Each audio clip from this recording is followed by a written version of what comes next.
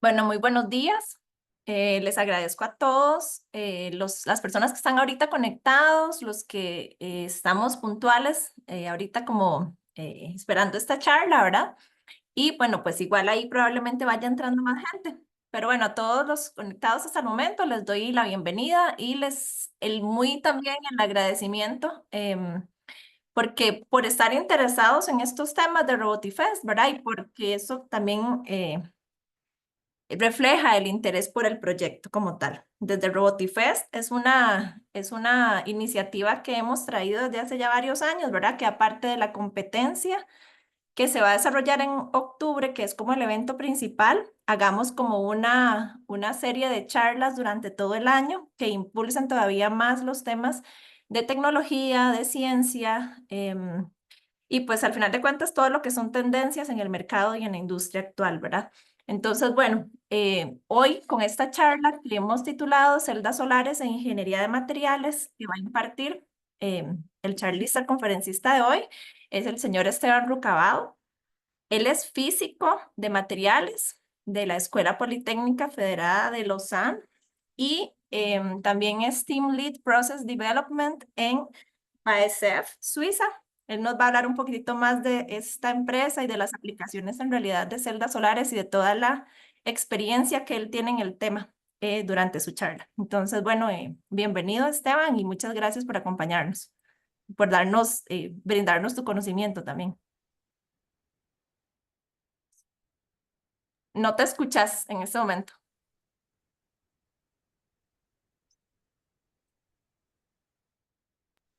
Sí, muchas gracias, Natalia. ¿Me escucha? Sí, ahora sí. Ok, perfecto. Muchas gracias, Natalia, por la invitación. Y voy a ver si comparto la presentación. A ver. Ok, ¿ven la presentación? Sí. Ujú. Ok, ok. Y ahora la ven en toda la pantalla. No, ahorita no está proyectada. Ah, Creo que tenés que compartir la pantalla ya, digamos que puesta como amplia. ajá. Sí, vamos a ver cómo hago esto. Share. Ok, vamos a ver. Aquí ven mi pantalla, entonces están viendo. Ven la presentación Ajá. y ahora ven toda la pantalla. Sí, perfecto. Ok, perfecto. Sí, bueno, primero que todo, muchas gracias a los asistentes por venir. Yo voy a hablar hoy de celdas solares y de ciencia e ingeniería de materiales, un poquito. Es una charla pues un poco ambiciosa porque vamos a cubrir un par de temas que son largos y los cuales se puede conversar mucho. Si tienen alguna pregunta, pues no duden en hacerla cuando la sientan, ¿verdad? Podemos frenar. Yo prefiero que las cosas se entiendan bien antes que cubrir muchas cosas que se entienden poquito. Em, para explicarles un poquito más de la imagen que ven ahí, ese avión se llama el Solar Impulse. Es básicamente un avión que le dio la vuelta al planeta usando únicamente energía solar. Esto fue entre los años del 2016 y 2017, si recuerdo bien. Y este avión, digamos, la tecnología de las celdas solares fue diseñada aquí en Suiza, en uno de los laboratorios en donde yo trabajé. Entonces, bueno, iniciamos. Básicamente, introducción personal. Ya Natalia habló un poquito de mi historia. Mi nombre es Esteban Rucabado. Yo estudié física en la Universidad de Costa Rica. Obtuve mi bachillerato en el 2008. Después hice una maestría en nanociencia y nanotecnología en la Universidad Católica de Lovaina y en el Instituto Tecnológico de Chalmers en Bélgica y Suecia, respectivamente. Y luego hice mi doctorado aquí en Suiza en el École Polytechnique Federal de Lausanne. Mi tesis doctoral no era en sí en celdas solares, era en materiales que se usaban en celdas solares. Entonces, directamente hacemos el diseño de materiales y los aplicamos en celdas solares en el laboratorio. Y ahora, actualmente, trabajo como Team Lead en investigación y desarrollo en una compañía de productos químicos que se llama BASF. No voy a hablar de lo que hago en la compañía ahora, voy a hablar un poco temas generales de qué es básicamente qué son celdas solares y cómo se hacen. Entonces, me gusta mucho iniciar con las presentaciones con preguntas. ¿Qué es lo que queremos responder o qué es lo que me gustaría que ustedes pudieran responder al final de esta presentación? Pues básicamente, ¿qué es y para qué sirve una celda solar? ¿Qué es la eficiencia de una celda solar y por qué es importante la eficiencia? ¿Cuáles son los tipos de celdas solares y cuáles son sus principales diferencias? Y qué métodos se utilizan para la fabricación de celdas solares. ¿Cuáles son de estos métodos? ¿Cuáles son los principios y cuáles son sus diferencias? ¿Cuáles son los pros y los contras de cada uno de los métodos? Eh, Les pido disculpas si ven ¿cómo se dice? Alguna falta ortográfica, pero mi teclado no trae las tildes y además pues no pude instalar el idioma español. Eh, Ahora, ¿qué no es un objetivo de esta presentación? Bueno, yo no les voy a decir cómo instalar paneles solares, ni les voy a decir si instalar es bueno o no. Ustedes deberían llegar a esa conclusión por su cuenta propia. Y tampoco es una profundización muy grande en el tema ni de semiconductores ni en el tema de materiales. Y vamos a ver algunas ecuaciones, sin embargo, pues es un número limitado de ecuaciones. No va a ser nada fuera nada que no hayan visto antes. Entonces, bien, ¿cómo iniciamos? Creo que aquí, el Outlook de la presentación, creo que me lo salté. Vamos a tener dos partes de esta presentación. La primera parte va a estar enfocado en celdas solares y la segunda parte va a estar enfocado más en métodos de posición de celdas solares, que se utilizan mucho para fabricar las celdas solares. Son dos mitades, una es más en tecnología, la otra es un poco más en ciencia. Ujú. Entonces, la primera parte que vamos a abarcar es, bueno, básicamente, ¿qué son celdas solares? Entonces, como perspectiva, pues imagino que ya ustedes conocen estas unidades. Sabemos que un watt es una unidad de potencia y un julio es una unidad de energía. Y para pasar de watts a julios, básicamente un julio es un watt por segundo, un watt cada segundo. Un kilowatt hora es una unidad de energía que se usa mucho en ingeniería eléctrica. Un kilowatt hora es básicamente una potencia de un kilowatt por el tiempo de una hora, por 3.600 segundos. Entonces, esto vendría a ser 3.600.000 julios. Ahora, ¿por qué es importante esto? Básicamente, eh, nosotros recibimos en la superficie de la Tierra, recibimos energía de parte del Sol. Y la energía que recibimos es alrededor de 10.000 veces la potencia que requiere el ser humano. Entonces, recibimos mucho más energía de la cantidad de energía que consumimos. Una hora de energía solar irradiada en la Tierra es básicamente el consumo total del ser humano en un año. Entonces, pues la idea, lo que los quiero ponerse a pensar es, bueno, ¿cómo podemos hacer para aprovechar esta energía que recibimos? Y sabemos que la energía al final es lo que necesitamos en el día a día. A nivel del mar, se usa la gran aproximación que la potencia por unidad de área es 1 kilowatt por metro cuadrado o 1.000 watts por metro cuadrado. Eso significa que si agarramos un metro cuadrado de superficie, esa superficie va a recibir energía a una potencia de 1 kilowatt o a una potencia o una energía de 1.000 julios por segundo. Anualmente, dependiendo de dónde se esté haciendo la medición, se reciben entre 1.000 y 3.000 kilowatt hora por metro cuadrado. En Costa Rica se recibe más o menos 1.900 kilowatt hora por metro cuadrado. Si comparamos con Alemania, Alemania en promedio recibe 1.100 kilowatt por sobre metro cuadrado. ¿Por qué hago la comparación con Alemania? Porque Alemania es el país que más depende de la energía solar, que su red, el grid eléctrica, tiene una componente más importante de energía solar. Entonces, lo que nos dice esto, si en Alemania reciben menos radiación solar que aquí en Costa Rica, lo que nos dice esto es que tenemos un potencial enorme para la producción de energía solar. Ahora, aquí la pregunta es, ¿por qué es importante aprovechar la energía solar? Entonces, hice un cálculo rapidito. Estos datos de aquí, básicamente, ¿qué tan caro es en Costa Rica la energía solar? A ver, ¿pueden ver el puntero?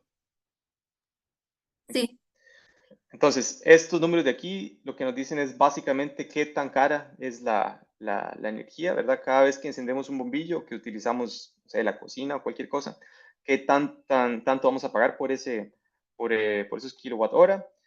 Entonces, básicamente tenemos estos siguientes rangos: demandas inferiores a 10 kilowatt, demandas superiores a 10 kilowatt.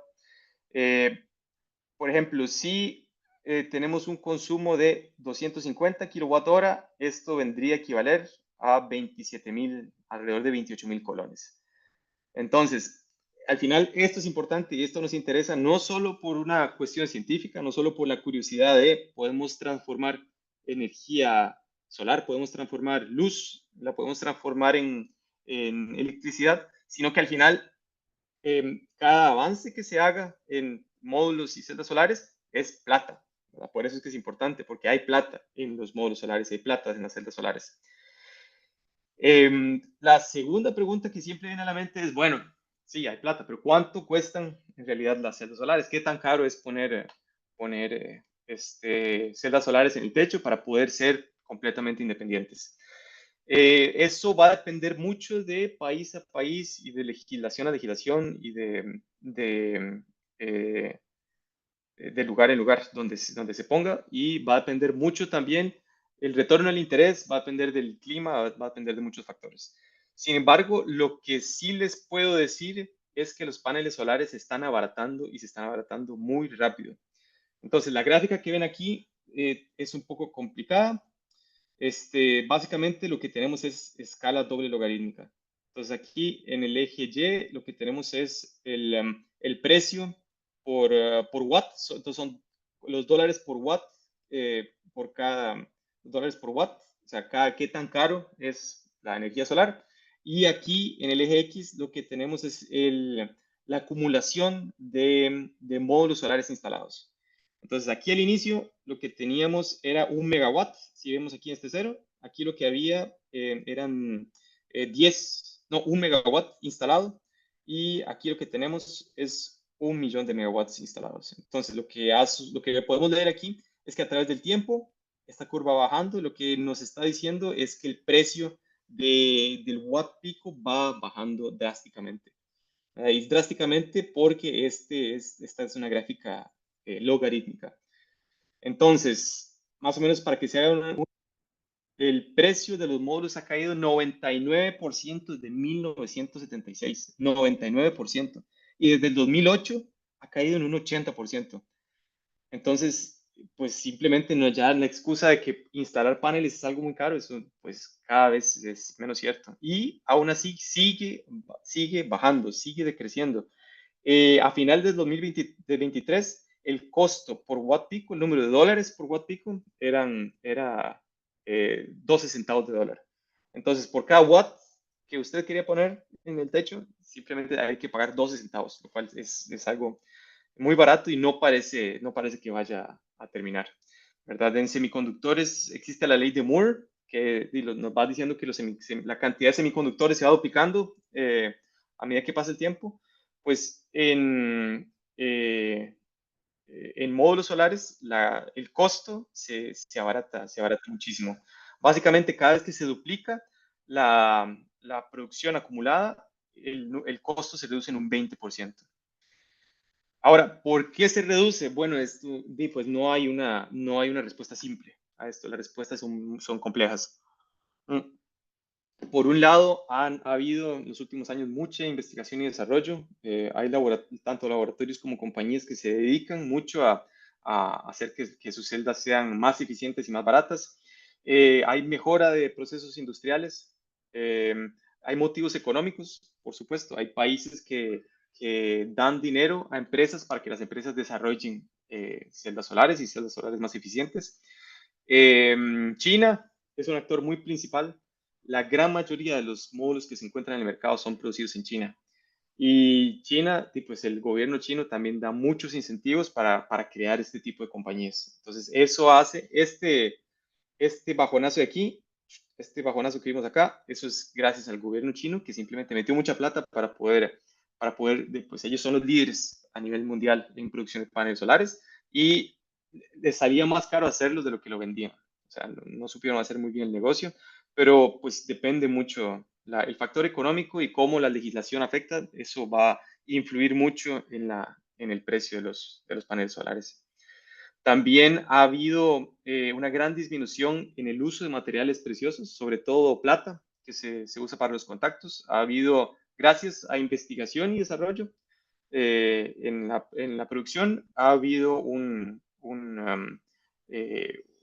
decrecimiento en el uso de plata en los paneles y también ha habido un incremento en la eficiencia. Este, ahora vamos a explicar al final qué es una celda solar. Entonces, un panel solar y celda solar. La diferencia es que el panel solar está hecho de una o muchas celdas solares. Las celdas solares es básicamente su nivel más básico, su nivel principal es simplemente un material, ¿verdad? Que recibe fotones, ¿verdad? Recibe luz que proviene del sol. Por propiedades intrínsecas del material, esta luz es absorbida y se generan dos partículas. Se genera un electrón y se genera se le llama en semiconductores, se llama un hueco. En realidad, un hueco es simplemente la ausencia de un electrón. ¿Verdad? Un hueco es el electrón que se mueve de un estado neutro a dos estados cargados. Entonces, el electrón, como ustedes saben, tiene carga negativa, el hueco tiene carga positiva. Entre ellos dos, pues tienen carga neutra. Recordemos que este cuadro de aquí, el material, es básicamente neutro, no tiene carga intrínseca. Entonces, estos electrones son más libres de moverse, ¿verdad? Hay procesos de recombinación. Recombinación es cuando un hueco y un electrón simplemente se juntan y en lugar de ser dos partículas cargadas, forman una partícula neutra. Pero algunos de los electrones simplemente se van hacia un contacto y son absorbidos son absorbidos por el contacto y estos electrones son los que nosotros podemos usar en nuestro día a día. Entonces nosotros creamos una celda solar, la celda solar genera una corriente, ¿verdad? Recordemos que la corriente es simplemente el movimiento de carga, usamos esa carga, la carga se desacelera y vuelve a entrar a nuestro material semiconductor. No voy a entrar en detalle en qué son los materiales semiconductores, pero los materiales semiconductores son los que en principio tienen estas propiedades, que el uso de luz, simplemente podemos hacer uso del efecto fotovoltaico, que es la generación de voltaje, de una diferencia de voltaje gracias a la luz, es a partir de los materiales semiconductores. Entonces, a nivel muy básico, es simplemente esto. La refinación de esto es lo que nos va a dar mayores eficiencias de una celda solar. ¿Cómo es el diseño de una celda solar? ¿Qué tipo de materiales utilizamos? Entonces, se inicia, bueno, por supuesto, el nivel de complejidad es mucho más alto que esto, pero esto es a nivel más básico, de nuevo. Se inicia con un material semiconductor intrínseco. Y cuando digo intrínseco, quiero decir sin cargas, sin ninguna carga especial. Entonces, el material por sí mismo no tiene carga. Entonces, por eso se llama puro. Después se puede dopar, ¿verdad? Después de que está puro, hay varias maneras de dopar un semiconductor de manera que esté cargado, pero se inicia con un material semiconductor intrínseco. El más conocido y el que usamos más es el silicio. El silicio es un material que no solo se usa en la fabricación de microchips, pero también se usa tiene muchas aplicaciones. Una de ellas son las celdas solares. Otros materiales son CadTel, que es teleruro de cadmio, o hay otro tipo de celdas que está adquiriendo más importancia, que son celdas de CIGS, que es una aleación entre cobre, indio, galio y selenio.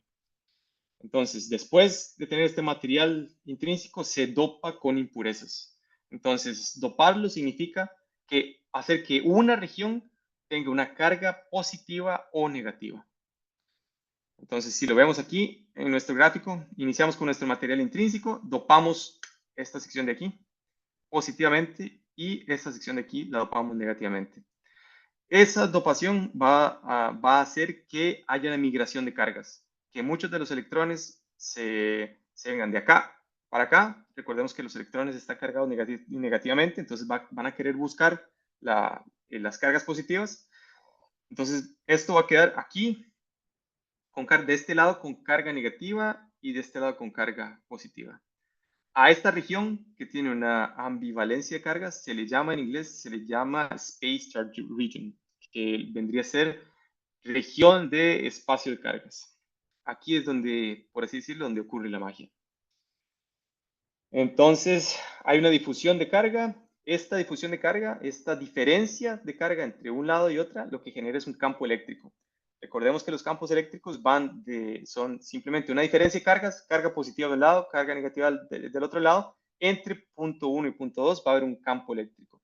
Y el campo eléctrico hace que las cargas tengan un movimiento. Entonces, nosotros lo que queremos hacer es que la carga fotogenerada se transporta por difusión a la unión PN. Y en esta unión PN la carga es transportada por el campo eléctrico y recolectada por un contacto metálico. Entonces, lo ideal es que los contactos metálicos estén aquí y aquí, ¿verdad? Entonces, nosotros colectamos esa carga que se genera. Entonces, nosotros colectamos esa carga que se genera mediante contactos metálicos. Ahora, para aquellos de ustedes que estudian ingeniería eléctrica, se van a dar cuenta que esto básicamente es el funcionamiento de un diodo. Los diodos funcionan básicamente como esto. Entonces, toda la teoría que sabemos de diodos, todo lo que sabemos de un diodo eléctrico, se puede aplicar en celdas solares. Entonces, ¿cómo luce más o menos cuál es la curva IV de un diodo? Pues un diodo, básicamente, el diodo se comporta así. Simplemente no deja pasar ninguna corriente, la corriente se mantiene en un mínimo hasta un umbral de voltaje. Después de este umbral de voltaje, la carga empieza a fluir y tenemos conducción eléctrica. Esto se representa así, se representa en la parte negativa para poder representar la potencia así de esta manera. Entonces, ¿qué es lo que vemos aquí? ¿Qué es lo que nos sirve para estudiar celdas solares?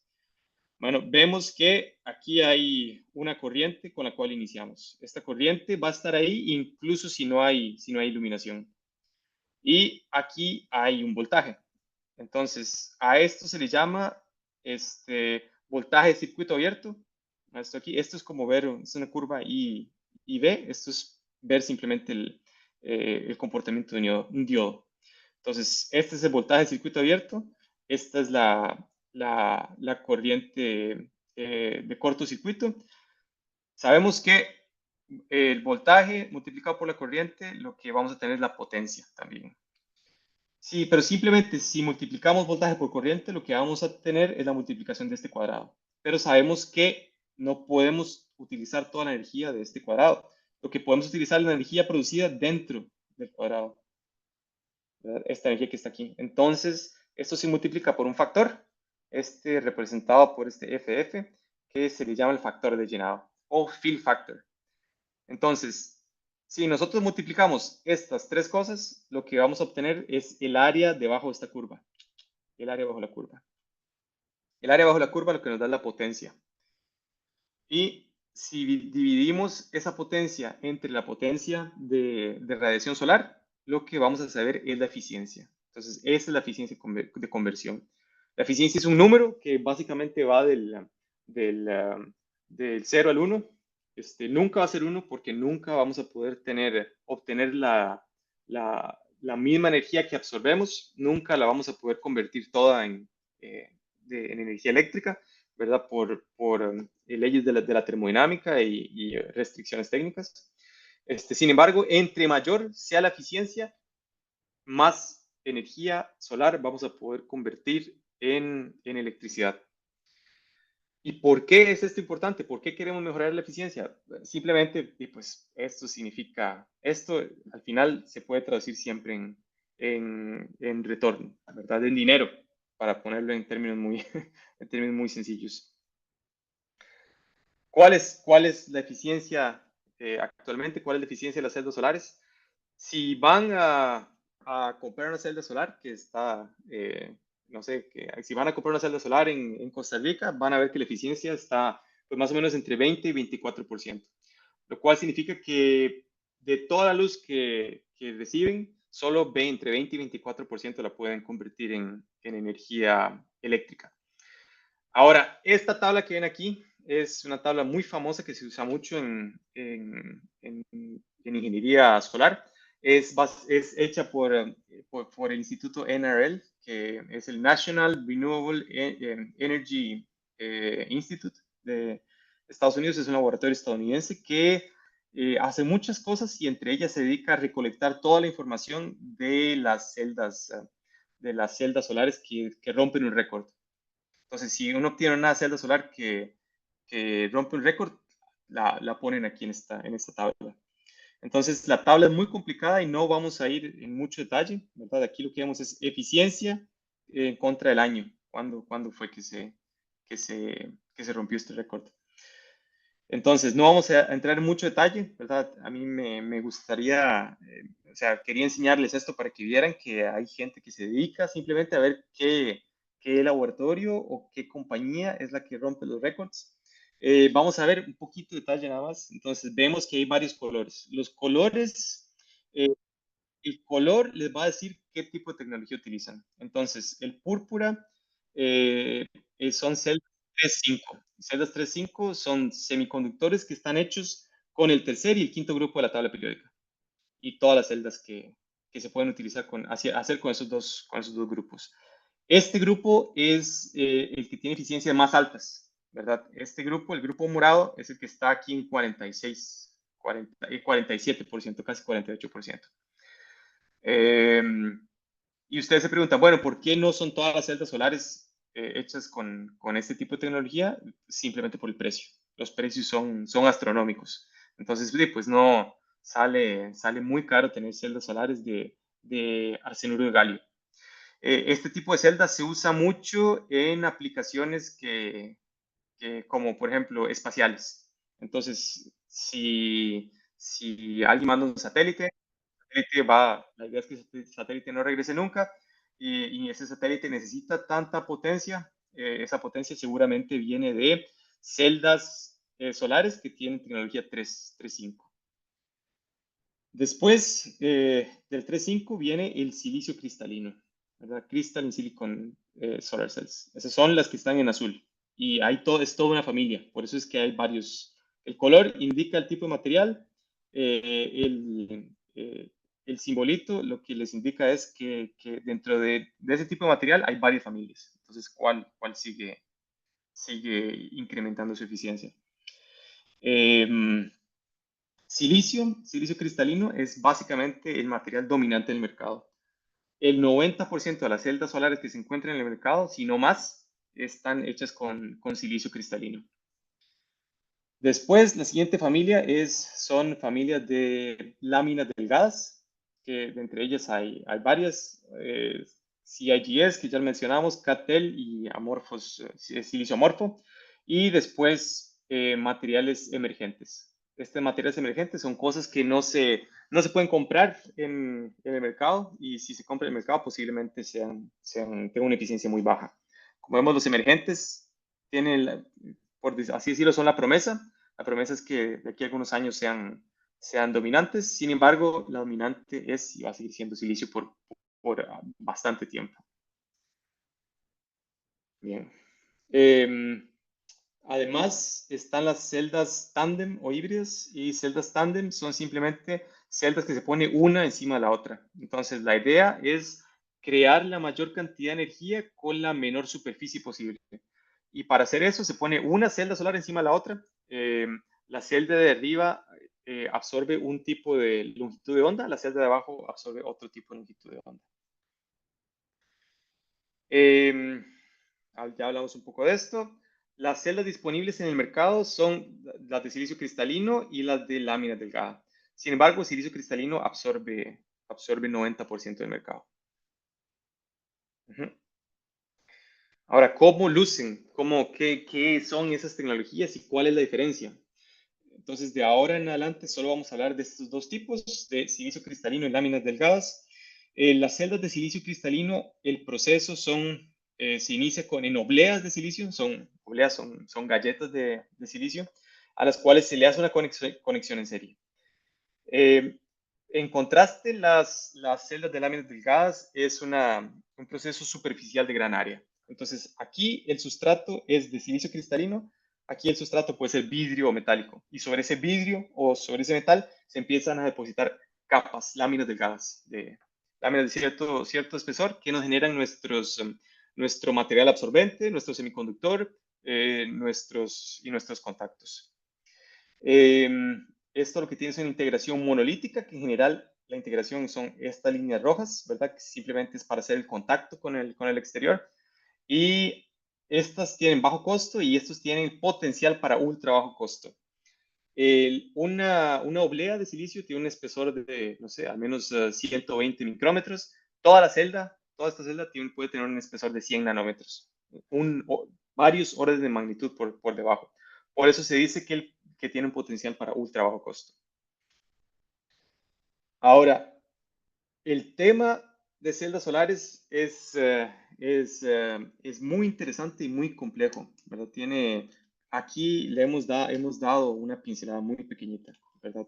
Es un tema interesante porque es muy interdisciplinario. Entonces, se utiliza química, física, tiene mucho que ver con economía, tiene mucho que ver con legislación, tiene mucho que ver con ingeniería de procesos, ciencia de materiales y semiconductores. Entonces, si alguno de ustedes tiene interés en profundizar más lo que son paneles y celdas solares, pues ya saben que tienen toda esta gama de temas para poder pues, profesionalizarse incluso, ¿verdad? Lo de la energía solar no es si vamos a depender de la energía solar, es más bien cuándo vamos a depender de la energía solar. Se está abaratando mucho más. Ya en muchas partes del mundo es más barata que utilizar carbón o gas o quemar cosas. Es mucho más barato que la energía hidroeléctrica también. Bien, entonces aquí marcamos el final de la primera mitad. Ya de aquí en adelante voy a hablar de cómo se fabrican una celda solar y cuál es la ingeniería y la ciencia que hay detrás. Entonces, tal vez, no sé si tiene alguna pregunta acerca de celdas solares, este es el momento para hacerla, para no devolvernos mucho.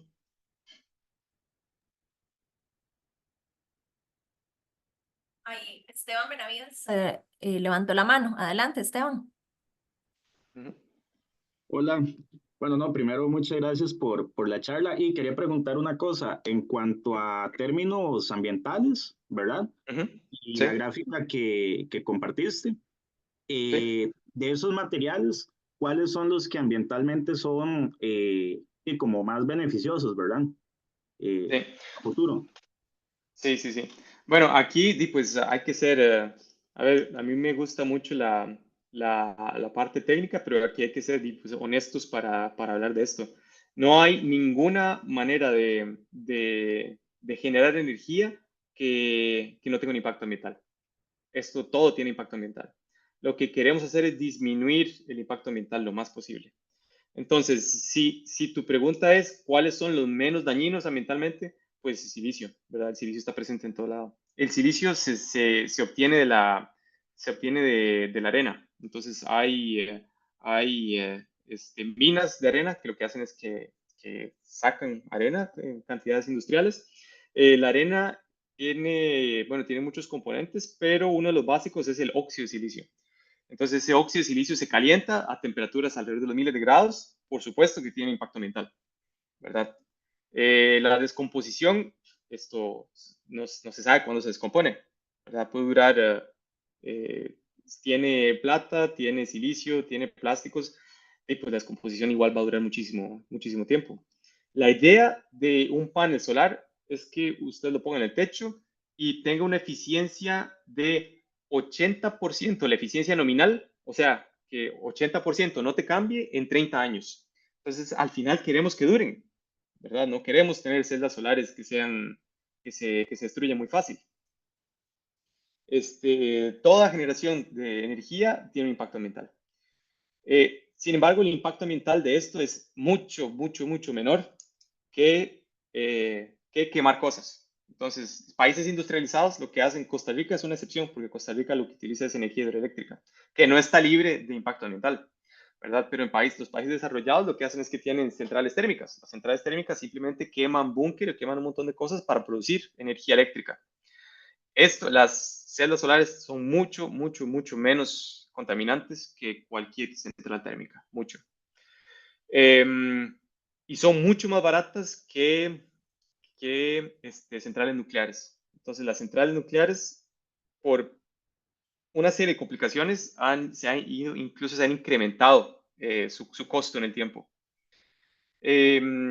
La celda solar, pues se paga ambientalmente y también económicamente se paga sola, ¿verdad? Tú la pones ahí y produce, gracias al sol, va produciendo energía todos los días. Se calcula que el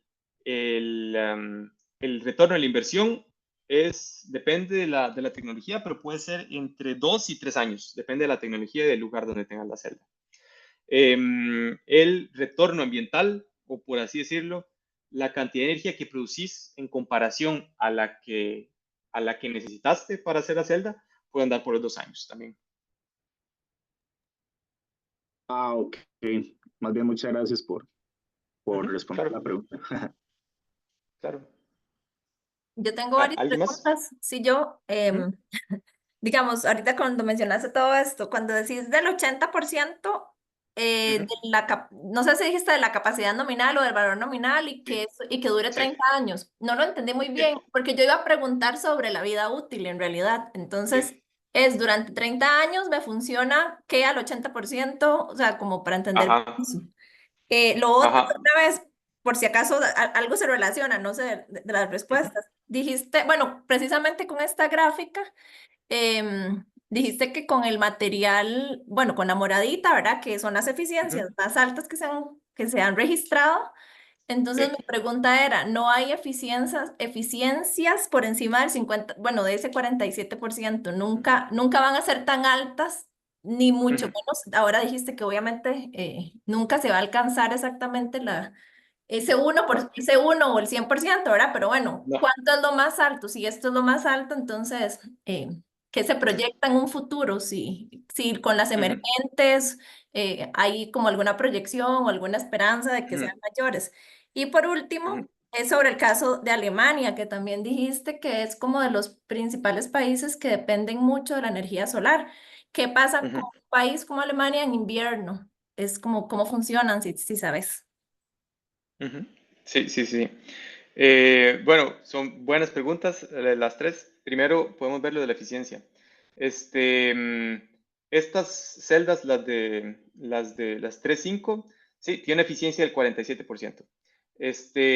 Y hay límites a seguir con eficiencia, ¿verdad? Existen límites teóricos. Incluso hay el límite, bueno, ese funciona para silicio, pero hay el límite Shockley, lo que nos dice es que la eficiencia de una celda solar hecha con silicio no sobrepasa creo que son 33 o 34%, ¿verdad? Ese es el límite teórico, de ahí no se puede pasar. Entonces, sí, pues ha sido un poco es un arma de doble filo, ¿verdad? Porque por un lado, las universidades y laboratorios han trabajado incansablemente para mejorar la eficiencia y lo han logrado, ¿verdad? Como bien vemos en este gráfico, lo han logrado. Pero muchas de las eficiencias que ven aquí se están estacionando y ya pues van a alcanzar límites que no pueden, que van en contra de la ley de la física, ¿verdad? El límite más grande es el límite termodinámico, ¿verdad? Entonces sabemos que ninguna máquina termodinámica puede tener una eficiencia de 100%. Es simplemente imposible. Incluso y estos límites termodinámicos va más allá de la resistencia a los contactos, va más allá de cualquier problema técnico. Entonces, ya hay cálculos que nos pueden predecir cuál es la eficiencia máxima. Lo bueno y lo malo es que ya casi estamos ahí. El límite ahora para tener una mayor producción eléctrica es cómo almacenamos esa energía. Entonces, es lo que me hablas un poco de Alemania. La energía solar se produce únicamente de día. Entonces, ¿qué hacemos en las noches? Es la pregunta. Hay modelos, ¿verdad? Creo que nadie va a depender únicamente de energía solar porque el costo en batería sería gigante. La idea es que existan otras fuentes de energía que también se utilicen, que también sean renovables y que alimenten a la gente, ¿verdad? Que den energía a la gente durante la noche. El modelo que más se utiliza es que, bueno, vos diseñás tu sistema de paneles solares en el techo de la casa de manera eh, que produzcas, que tengas el doble potencia de la cual necesitas. Y esa potencia, lo que sobra, se lo das a la red durante el día. Y en la noche recibís de la red lo que necesitas. Entonces, sí, países como Alemania, eso es lo que se hace. Incluso no solo en países como Alemania, en Costa Rica eso es lo que se ha pensado hacer. No estoy muy claro de cuál es la situación en Costa Rica, sin embargo, sí me parece que eso era el modelo hace unos años.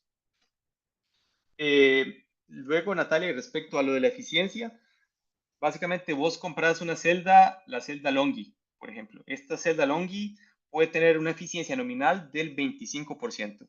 Eso significa que de la energía solar que recibís, 25% se va a convertir en electricidad. Entonces, la garantía que te da Longi es que en 30 años ese, ese 25% sea 80% de ese 25%. Ok, ya. ¿Verdad? Va a Entonces, ir multiplicar bajando un 20, poquito, sí, va a ir probablemente. bajando, O por va a supuesto. ser como medio, o sea, como va a ir, es dinámico en el tiempo, no sé, o sea, como por decir. Claro, Ah, ok. sí, Ujú. sí, hay degradación, ¿verdad? La celda solar está expuesta a la inclemencia de tiempo, entonces recibe mucha radiación ultravioleta que no es utilizada para producir energía solar, se utiliza más radiación infrarroja para hacer energía solar. En países nublados, esa es la cosa, ¿verdad? Aún si está nublado, aún si es un lugar muy nublado, siempre hay radiación infrarroja, que es lo que más utilizamos para la producción de energía solar. Ok, entendido. Muchas gracias. Más bien, muy interesante. Ujú, Adelante. claro. Ujú. Eh, ¿Alguna otra pregunta? Entonces, eh, bueno, la segunda parte, no sé qué tan larga es la presentación, cuánto tiempo tenemos. Nos quedan solo como 15 minutos. Ujú. Ok, perfecto, entonces tenemos que correr un poco. Bueno, no, prefiero, no sé, llevarla suave y explicar las cosas bien que luego Ajá. correr. Bien, entonces, bueno, ¿cómo se fabrican las celdas solares? Entonces, este es simplemente un ejemplo. En la gráfica, de todo el tipo de celdas solares que vimos aquí, este es uno de los tipos. Esto es una celda solar de heterounión de silicio cristalino. Entonces, simplemente es uno de los triangulitos azules. Esta celda lo que utiliza es una oblea de silicio y sobre esa oblea de silicio se depositan varias capas. Entonces, de este lado se deposita una capa de silicio amorfo, eh, neutro y topado, un óxido transparente y conductor y un grid metálico. Del otro lado de la celda se produce algo similar, una capa de silicio amorfo, pero dopado, aquí es dopado N, aquí es dopado P, para poder extraer la carga eficientemente. Otro material transparente y conductor y otro grid metálico. Entonces, esta es una tecnología nueva, es una tecnología que está disponible en el mercado, sin embargo, no es la más dominante. Y es muy chiva, tiene mucha promesa porque puede recibir luz de ambos lados. Entonces, la idea es que si el sol está aquí, recibe luz de este lado y hay luz reflejada que pega en otra superficie y es absorbida del otro lado. Entonces, tiene una eficiencia mucho más grande que si se recibe solo de un lado. Entonces, la pregunta es, bueno, ¿cómo es que depositamos estas capas? La oblea de silicio se produce por un proceso llamado el proceso Chokalski. El proceso Chokalski es para producir silicio cristalino, es monocristalino, significa que esto es un solo cristal. Luego, para depositar las capas de silicio amorfo, se produce una deposición de vapor químico, que por sus siglas en inglés se le llama como CVD o CVD, que viene Chemical Vapor Deposition. Y el material, el óxido transparente, se le llama sputtering, ¿verdad? Que en español lo busqué y es muy feo. Es como método de escupitajos o método de anodización catódica. Es algo un poco raro. Entonces, por ahora le decimos sputtering. Entonces, ahora lo que me gustaría explicarles es más o menos en qué consiste tanto el CVD como el sputtering. Entonces, ¿qué es lo que necesitamos para hacer CVD? Hay varios tipos, hay muchos tipos de métodos de deposición de películas de gas y hay muchos tipos incluso para hacer deposición de vapor química. Aquí lo que les voy a mostrar es la parte básica. ¿Cómo es que el reactor más básico de deposición de vapor químico, cómo luciría? ¿Cuáles son sus partes? Entonces, lo que tenemos es una bomba de vacío, una cámara de vacío que tiene que estar aislada, tiene gases precursores que entran, tiene dos electrodos, entre estos dos electrodos se genera un plasma. Y al lado de este plasma está el sustrato, que es donde queremos poner nuestra capa delgada. Entonces, para el caso de celdas solares, el sustrato vendría a ser silicio, ¿verdad? Esto de aquí es el sustrato, este silicio acá. Entonces necesitamos vacío. Vacío, hay vacío bajo, medio, alto, ultra alto. En general, el CVD lo que necesita es alto o ultra alto. Entonces, se necesita, estos son números que son conocidos. Entonces, ¿qué es más o menos qué es lo que más o menos que determina el vacío? Bueno, la presión que existe dentro de la cámara de vacío. Entonces, acordémonos que una atmósfera, ¿verdad? Una atmósfera está definida, bueno, la presión a nivel del mar, definida como 760 milímetros de mercurio o 101.3 pascales o 1.01 bar o 1000, casi 1000 milibares. En vacío en general se usa o los milibares o los pascales. Entonces, por ahora nos vamos a quedar con milibares. Entonces, imaginemos que de esto que se llama milibares necesitamos 1000 para llegar a una atmósfera. O sea, una atmósfera vendría a ser el vacío más bajo, de un milibar a una atmósfera. El vacío más bajo son 7 órdenes de magnitud por debajo de la presión atmosférica. 7 órdenes de magnitud. Pues básicamente ahí hay más vacío, hay menos materia ahí que en el espacio interplanetario. Los gases precursores. Bueno, el gas precursor es lo que se utiliza para hacer la deposición. Entonces, a partir del gas se va a generar la lámina delgada. Dependiendo de qué tipo de gas, dependiendo de la composición química, va a ser el tipo de lámina delgada que tengamos. El plasma se utiliza para descomponer esos gases y esos gases descompuestos se depositan sobre el sustrato.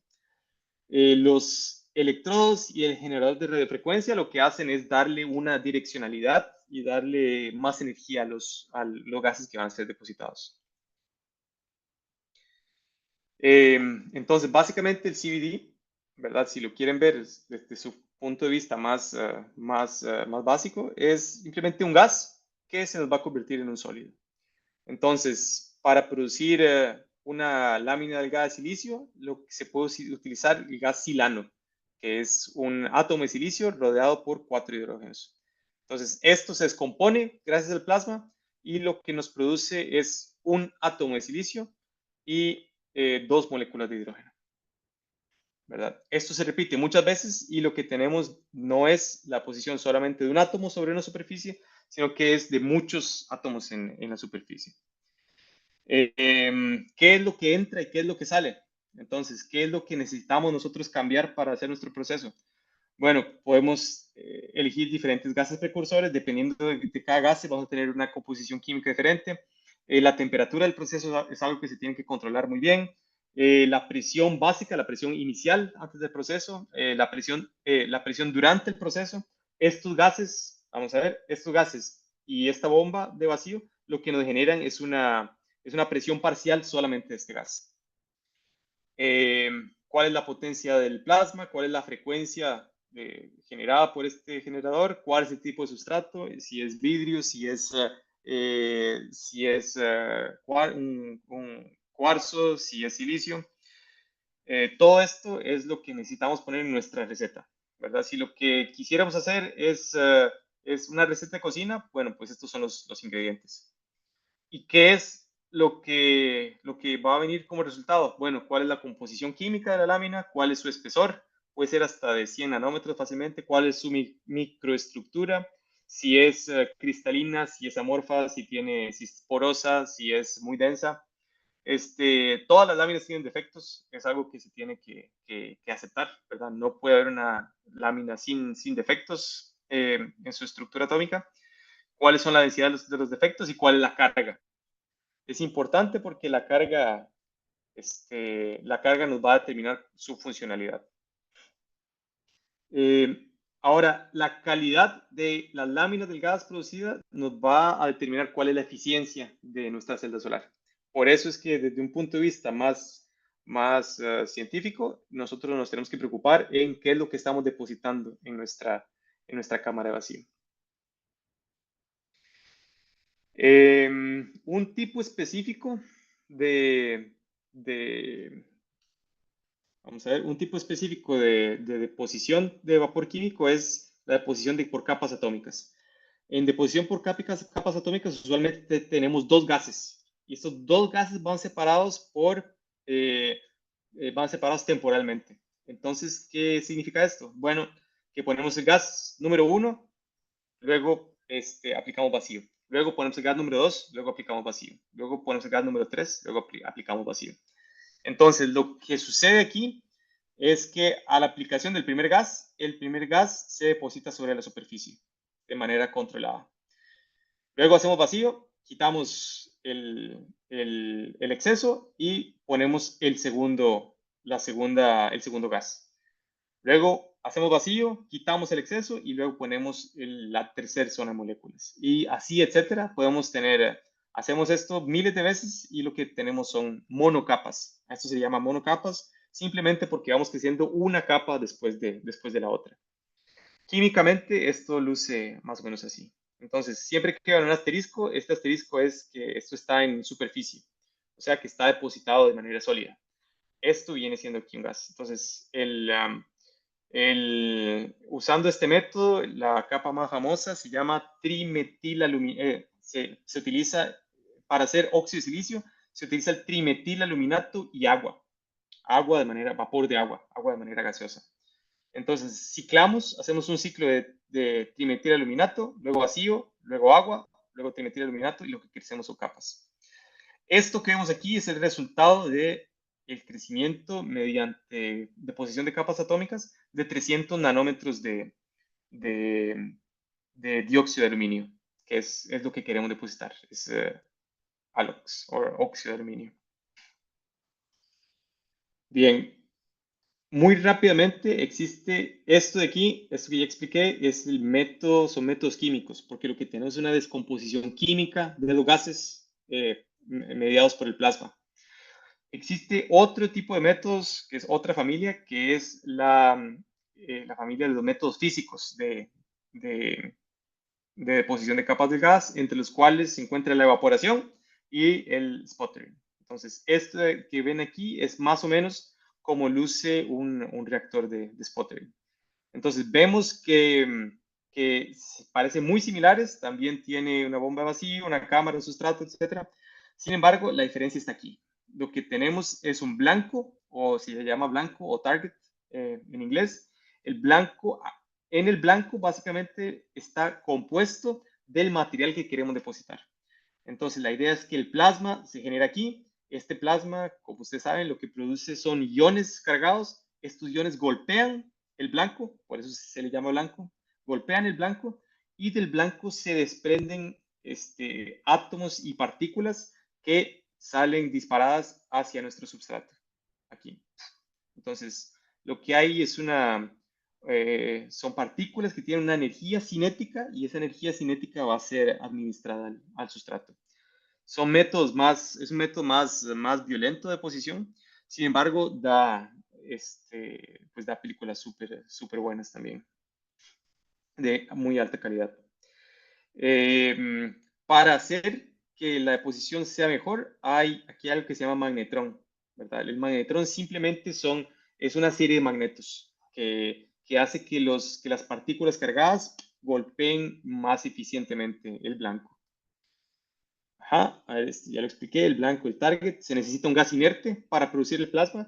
Al final, los iones que usa el plasma son los iones de este gas inerte. Y todo esto ya lo expliqué. Entonces, ¿cómo luciría? Más o menos, ¿qué es lo que se ve? Se le da la vuelta un poquito. Entonces, el sustrato está arriba y nuestro target está abajo. Entonces, del plasma hay partículas cargadas que golpean. Entonces, nuestras partículas de argón, que argón es nuestro gas inerte, golpean nuestro target. Y en nuestro target hay partículas metálicas que se depositan sobre el sustrato. Entonces, este es un método de deposición que se basa más en física. El otro es un método que se basa más en química. Aquí hice una tabla más o menos comparando los tres métodos que discutí. Entonces, deposición por capa atómica, de vapor químico y por sputtering. Entonces, es simplemente un resumen que luego se los puede enviar o Natalia se los puede facilitar. Entonces, ¿cuáles son los procesos que se utilizan?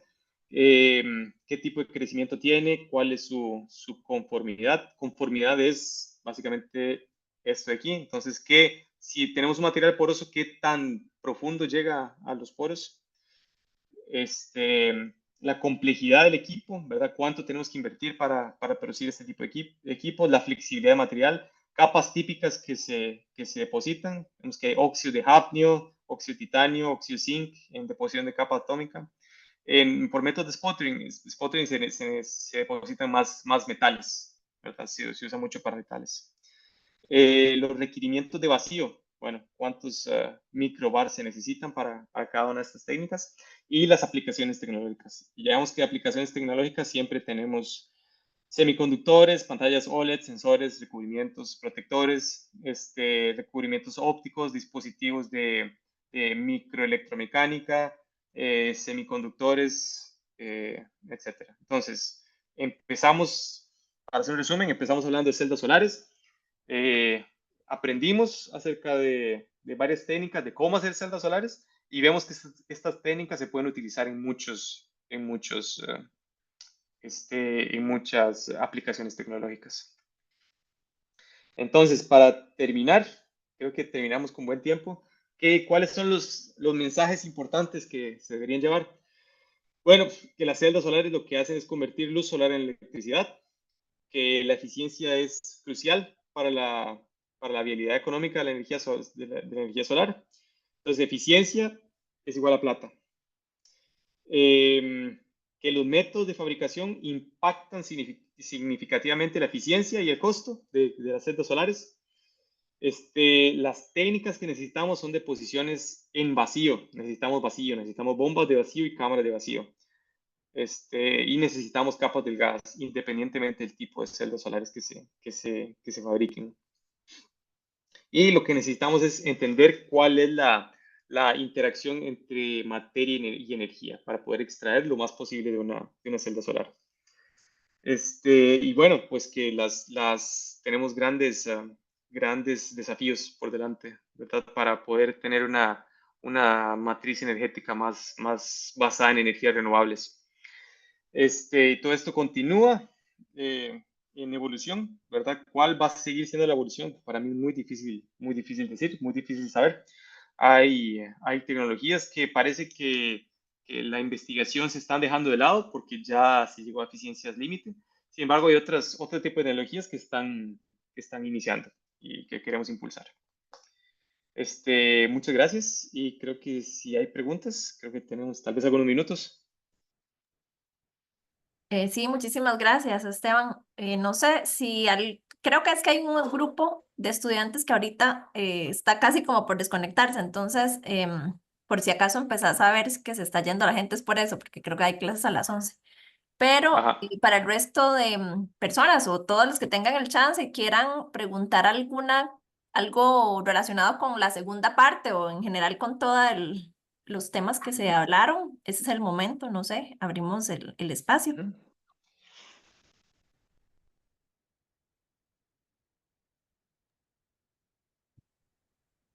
O todo quedó clarísimo o muy enredado. ¿Todo quedó clarísimo o no se entendió nada? Sí. No, no, en realidad estuvo súper interesante, muy bonito. Sí, es algo muy, la parte técnica tal vez es como, no sé, en realidad aquí es abierto a todo el público. En realidad puede haber público de todo tipo, o sea, con conocimientos más técnicos o no. Entonces, en realidad no es Sí. como que, Sí, sí, y todo es, vamos a ver, intenté hacer una presentación de 1 hora, lo que en general se pueden durar 6 meses o un un año. semestre. Ajá. Sí, Ok. No, sí. pues, no sé, creo que no hay ninguna pregunta en realidad. Más bien, Ujú. pues, agradecerte un montón el espacio y el tiempo y el modo tan claro en el que hiciste como toda esta presentación, porque en realidad me pareció súper bonito y muy Sí. interesante y algo que no, en el campo por lo menos de la industria, de la ingeniería industrial, no todos los que estamos acá conectados somos ingenieros industriales, pero habemos muchos o estamos preparándonos para hacerlo.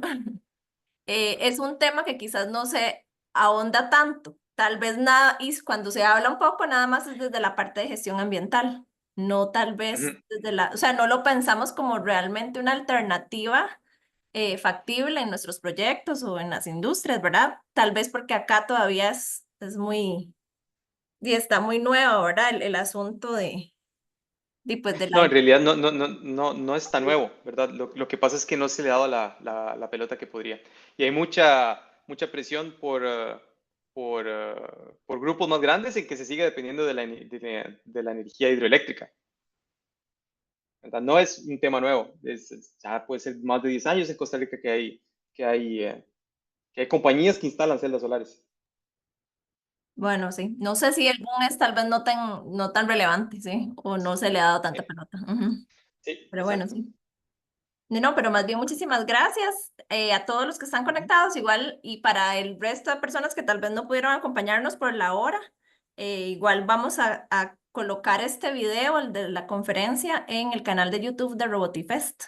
Y ahí también se los vamos a hacer llegar y cualquier otro material que tal vez Esteban nos pueda enviar por si tienen ujú. el interés de tenerlo, como la tabla comparativa final o en realidad Claro. algún otro material, lo podemos hacer con muchísimo gusto.